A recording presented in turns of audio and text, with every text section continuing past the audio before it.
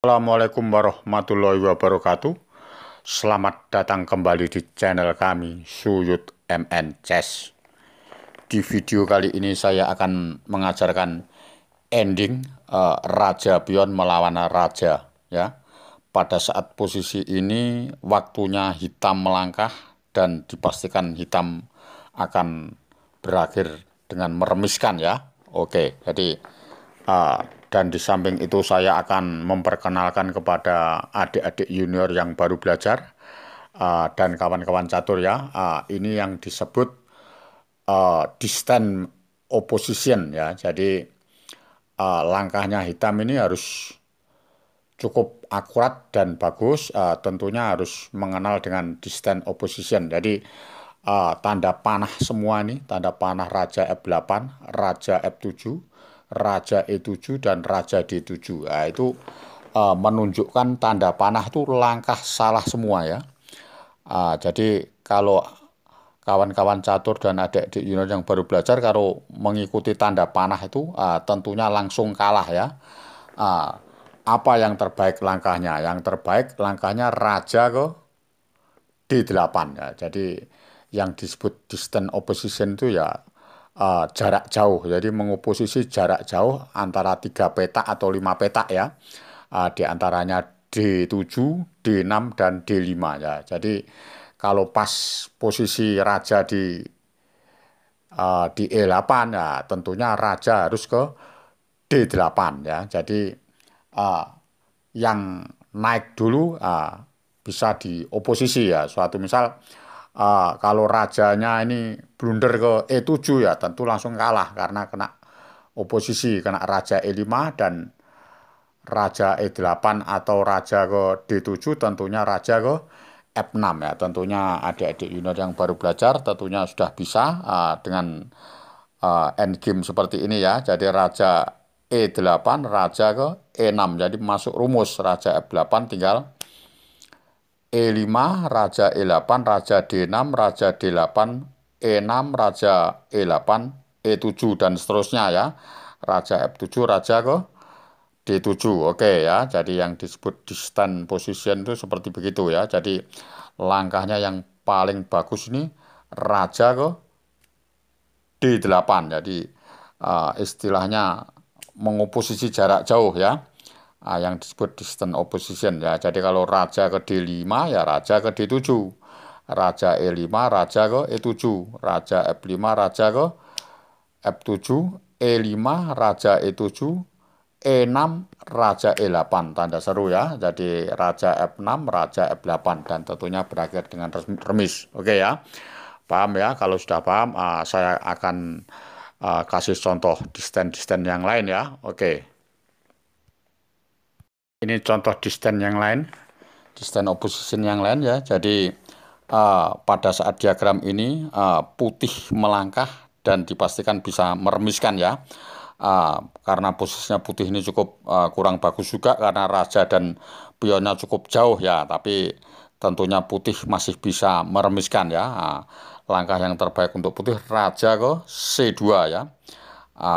Hitam raja ke D6 mendekatin pion. Nah, kalau putih langkahnya kurang cermat, langkah raja lagi, raja ke D3 tentunya langsung kalah ya. Karena ya mungkin pas pada saat pertandingan atau apa jamnya kritis, itu bisa memungkinkan kalau raja ke D3 ya.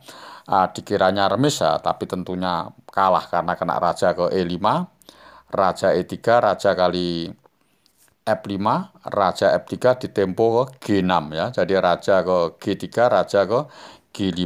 Jadi keterangannya kalau hitam melangkah remis, putih melangkah, putih dipastikan kalah ya. Jadi hukumnya pas pada saat posisi gini putih melangkah kalah. Kalau raja ke H3 tentunya raja ke F4, raja ke G2, raja ke G4, raja F2, raja ke F3, raja ke G1, raja ke G3. Masuk rumus ya. Kalau hitam masuk rumusnya baris 3, kalau putih masuk rumusnya baris ke-6. Raja 1 G5, raja G1 G4, raja H1, raja ke F2 dan seterusnya. Paham ya? Oke, jadi saya kembalikan posisi dari Raja D6 tadi ya. Oke, Raja D6 tadi tentunya ini ada bentuk bangunan distant opposition ya. Jadi langkah yang terbaik untuk putih ini langsung dibuang dulu pionnya. F6 ya, tanda seru ya, tanda seru 2 ini ya. Kalau tidak dimakan tentunya dimakan ya, jadi remis ya. Kalau maju ya baru raja ke D3 tidak apa-apa ya. Kalau maju G6, suatu misal maju G6 ya raja ke D3, raja ke E6, raja ke E4, raja kali F6, raja ke F4. Tentunya siapapun yang melangkah remis ya, paham ya. Jadi saya kembalikan posisi dari raja D6 dulu. Tentunya langkah yang terbaik untuk putih F6. Kalau pas dimakan G kali F6, langsung ini raja ke D2, jadi mengoposisi jarak jauh. Jadi bisa menyelamatkan remis ya. Apa langkahnya? Kalau raja ke E6, tentunya raja ke E2. Jangan naik dulu, kalau naik dulu bisa kalah ya. Apa langkahnya? Kalau raja ke F5 ya langsung raja ke F3 ya. Tentunya remis, dan tentunya adik-adik junior catur yang baru belajar tentu paham ya kalau di stand opposition ini caranya bermain seperti begitu ya. Jadi apa yang dijalankan nggak ada. Kalau raja ke F7 ya tentunya raja ke F3 ya. Kalau raja ke G6 ya tentu langsung mengoposisi, dan siapapun remis ini ya, yang berjalan siapa tentunya akan remis. Oke, paham ya. Kalau sudah paham akan saya kasih bentuk di stand yang ketiga. Ini di stand yang ketiga, tentunya putih melangkah dan dipastikan putih menang ya. Jadi di stand opposition mengoposisi jarak jauh ya. Jadi apa langkahnya putih yang terbaik dan supaya bisa memenangkan? Mungkin adik-adik junior yang baru belajar mungkin bisa menebaknya. Tentunya langkahnya ini harus mengoposisi dari jarak jauh ya. Tentunya harus raja ke E2. Raja E2 ini tanda seru karena membentuk distant opposition yang jarak jauh ya. Jadi jarak 5 petak ya, diantaranya dari E3, E4, E5, E6, E7 ya. Tentunya apa langkahnya sebagai pemain uh, hitam? Kalau raja ke E7 ya langsung raja ke E3. Jadi mengoposisi jarak 3 petak ya. Tadi 5 petak, uh, jarak 3 petak sekarang ya. Raja E6 ya raja ke E4 ya. Kalau raja ke F6, raja ke F4 ya.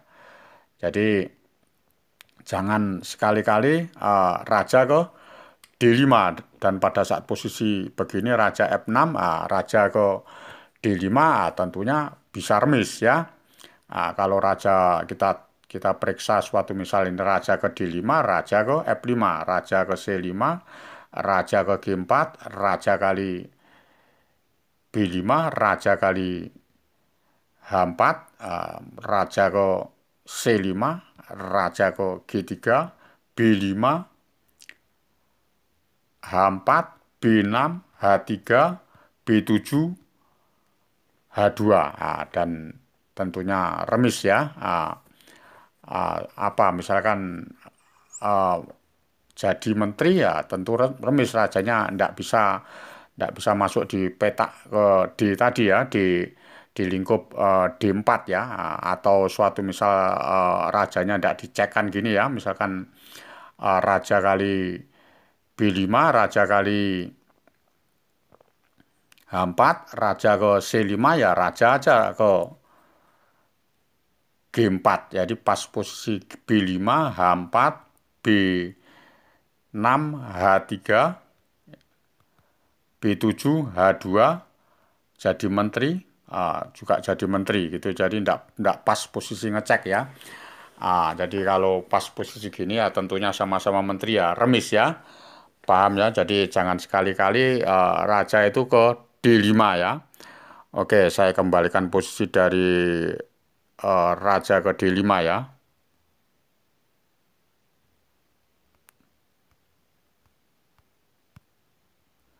Oke, jadi pas posisi begini rajanya ini yang bagus harus raja ke F4. Jadi kalau raja F4 tentunya pasti akan menang. Jadi kalau raja G8, raja G6 ya baru raja ke E5 ya. Paham ya? Jadi pas kalau posisi gini dia raja ke E6 ya raja ke G5, raja ke E5, raja kali H5 ya. Raja ke F5, raja ke H6, raja ke F6, raja ke pion ke H5. Jadi kalau raja ke F7 ya tinggal keluar raja ke G5, raja ke G7 dan raja ke F5 dan mendekati pion B. Tentunya langsung menang ya. Paham ya?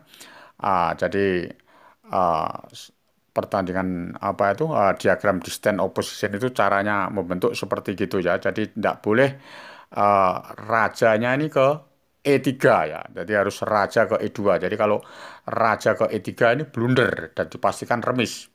Tentunya raja E7 ya. Yang mengoposisi distance oppositionnya tentunya hitam ya. Kalau raja ke F4 ya raja ke F6. Tidak bisa masuk. Raja E6 ya raja E4, raja E6, raja D4, raja D6 dan seterusnya ya. Jadi harus menganut aturan yang distance opposition raja ke E2 dulu ya. Paham ya? Jadi pas posisi begini tentunya harus raja ke E2 menangnya ya. Paham ya? Oke, kalau sudah paham saya kasih bentuk distance opposition yang lain. Oke, ini bentuk distance opposition yang lain ya. Jadi pada saat diagram ini putih melangkah dan dipastikan putih menang ya. Langkahnya tentunya putih langkahnya C4 ya. Langkah yang terbaik untuk putih cara memenangkan ya tentu harus pakai distance opposition ya di oposisi jarak jauh ya. Raja ke D4 setelah C4 raja D4 ini langkahnya yang terbaik untuk putih C5 ya.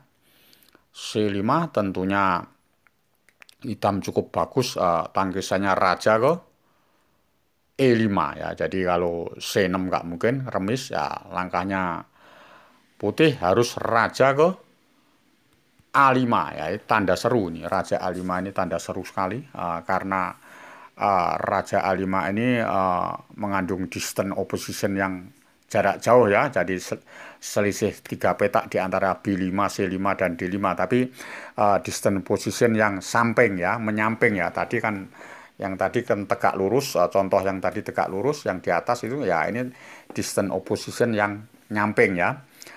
Jadi pas pada saat posisi raja A5 ini tanda seru sekali ya.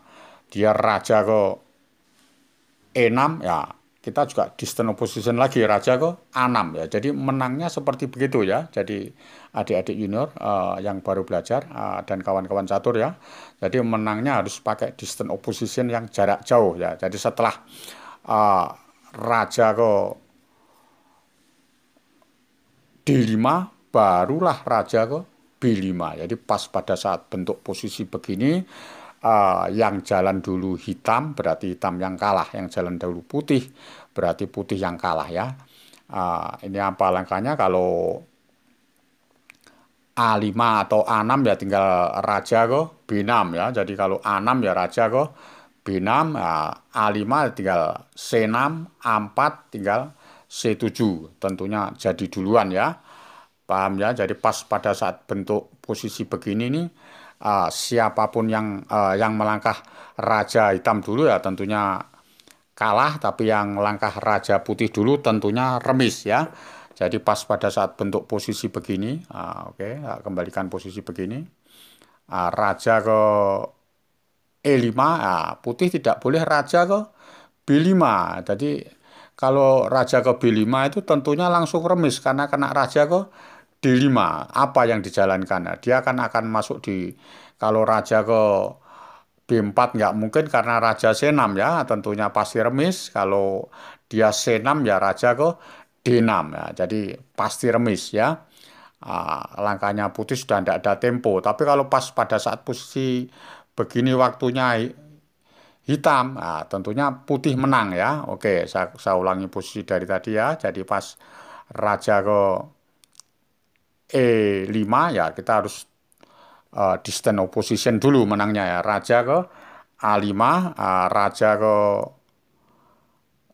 E6, baru raja ke A6. Jangan sekali-kali raja B5. Kalau raja B5 nanti raja D5 ya. Jadi kalau raja D7 nggak mungkin,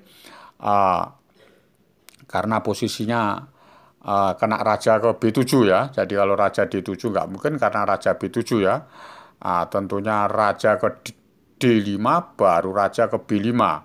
Raja ke E6 lagi baru masuk, jangan maju pion, baru masuk raja ke C6 ya. Jadi kalau pas posisi A5 ya langsung raja B7, A4, C6, A3, C7 ya. Jadi pionnya bunyi cek dulu ya.